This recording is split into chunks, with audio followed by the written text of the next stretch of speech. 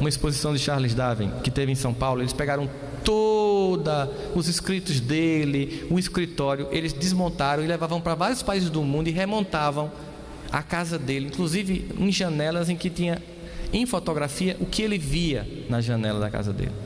E comecei a ver toda aquela exposição lá no MASP sobre Charles Darwin e tal, e vendo a história dele, percebendo que ele antes dos 20 anos começou tudo aquilo. Eu disse, como eu sou burro, o cara com antes dos 20 anos fazia uma coisa fantástica dessa.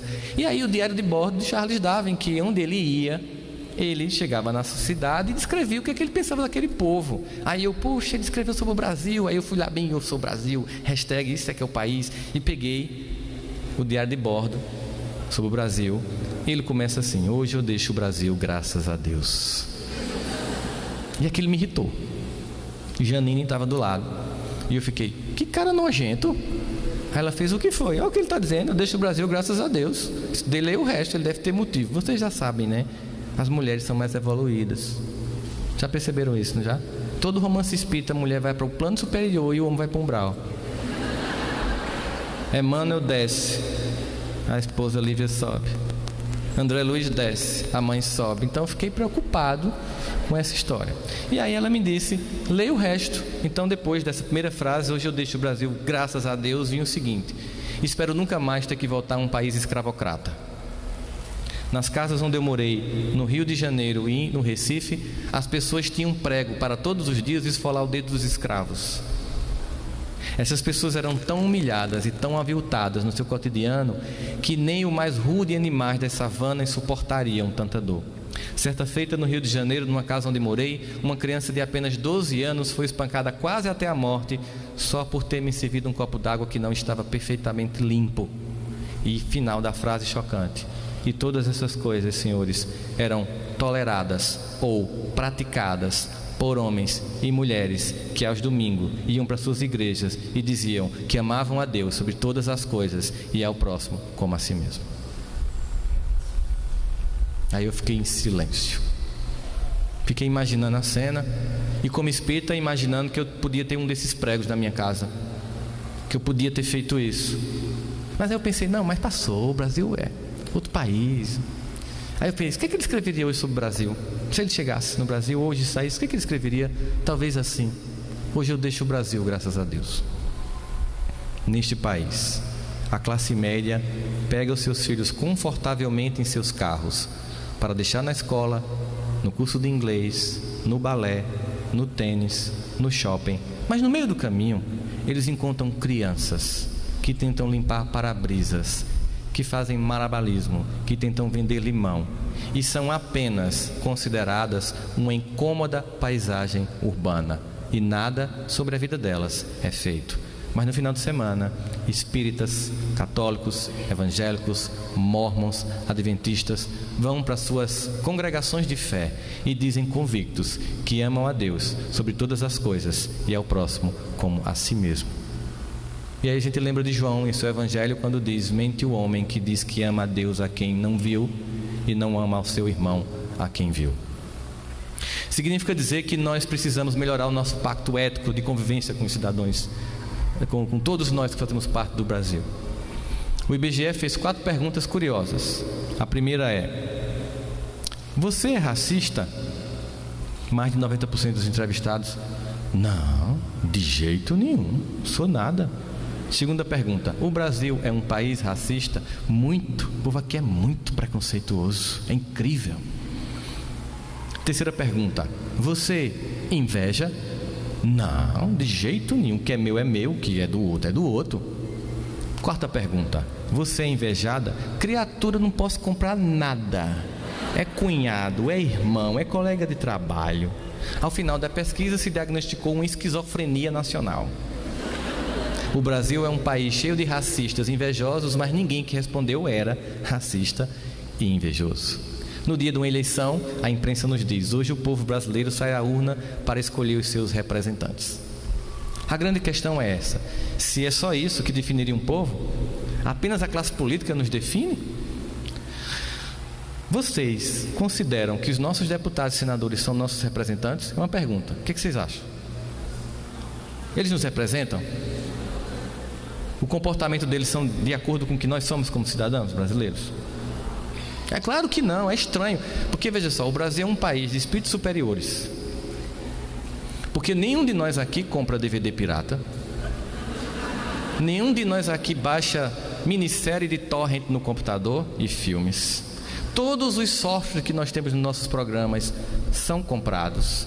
Eu tenho certeza que se eu pedir a todos vocês para formar uma fila e a gente projetar aqui no Data Show o conteúdo dos grupos do WhatsApp de vocês, ninguém vai ficar constrangido, porque só tem coisa luminosa.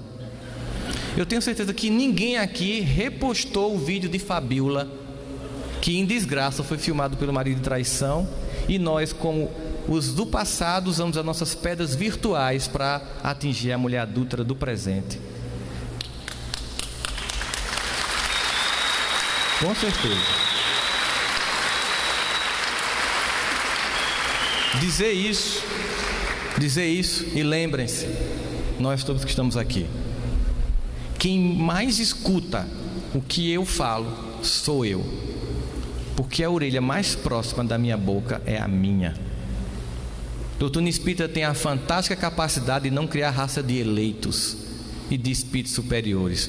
Nós, irmãos, estamos no mesmo patamar de desejo de nos tornar melhor, de receber de Jesus esse convite para a construção de um pacto ético diferente, de transitar não apenas para um cristianismo de final de semana, em que eu falo manso, educado, seja bem-vindo confrade, receba essa mensagem de Joana, mas segunda-feira eu sou sacana, eu passo por cima, eu esnobo, eu faço tudo para vencer, como se eu pudesse criar uma dissociação entre aquilo que eu tenho que ser e aquilo que eu estou sendo lá fora. O convite do Cristo é para que a gente tenha um mínimo de coerência entre o que professamos e o que praticamos. E quando nós o conhecemos, é difícil tentar conjugar uma vida sem decência com uma vida decente. É por isso que lá na carta de Paulo aos Coríntios, aquela belíssima carta, ainda que eu falasse a língua dos homens e dos anjos, se eu não tivesse amor eu nada seria. Me perdoem quem pensava que era de Renato Russo, não é? É que no final ele vai dizer: quando eu era criança, me vestia como criança, me comportava como criança, mas agora que sou adulto, nada disso me convém. Traduzindo, antes de conhecer este homem, eu me comportava como qualquer criatura que não conhece este homem, que não conhece esse evangelho, que não conhece esse convite. Mas agora é impossível para mim continuar sendo a criança que eu era. Agora que eu encontrei, é impossível para mim. Nós estamos aqui como representantes dos trabalhadores da última hora, aqueles que no campo da fé já caíram. Estamos dentro de um sistema de perspectiva, de vivência do Evangelho diferente. Nós não estamos aqui financiados pelo poder público em uma estrutura de mais de R$1,5 milhão de reais no Parque do Povo. Nós estamos aqui suportando o calor dessa quadra, porque o que nos traz aqui, sabe quem é? É Jesus. É a nossa saudade de desta feita não apenas conhecer, mas viver este Evangelho. É entender que o nosso objetivo maior de estarmos aqui é nos tornarmos um ser melhor. É construir uma nação que nós vamos construir, porque elas não são feitas, nenhuma nação é feita por um pequeno grupo de políticos que administra. Toda a nação é feita pela coletividade de seu povo que nela reside. A maior parte de nós, decentemente, que com alguns desvios éticos, ainda assim todos os dias acorda, levanta para fazer o que tem que ser feito, trabalha, paga as contas e sente vergonha quando está devendo, porque tem dignidade. E sobre os nossos irmãos que estão na política, não apenas a projeção das sombras que tem em nós, sobre eles muito menos a crítica mordaz, achando que há santos e demônios, quando na verdade, independente do partido, são pessoas que acertam num ponto e se equivocam no outro, como qualquer um de nós. Que sobre eles possamos ter muita prece, muita oração, para que eles possam dar certo, para que eles possam cumprir aquilo que eles acordaram com Cristo. Mas nós temos que fazer a nossa parte. Nós temos que aumentar a nossa fraternidade, a nossa tolerância, para que a gente possa ser o laboratório modelo para o mundo, que vai mostrar que é possível conviver com todas as diferenças no campo da cultura e da fé. E ainda assim poder ser uma nação organizada, onde nós respeitamos todos os outros no convívio da coletividade. É quando a gente entende que a mensagem de Jesus, ela não é uma instrução. Instrução é aquilo que vem de fora para dentro. A mensagem de Jesus tem o objetivo de nos educar, que é que o nosso comportamento, a partir do conhecimento do Evangelho, saia para fora. Por isso, a gente entende que exemplo nunca foi, nem nunca será a melhor forma de educar. Essa é uma das maiores falácias que se tem sobre a educação de pessoas. Dizer que exemplo é a melhor forma de educar. Exemplo é a única forma de educar.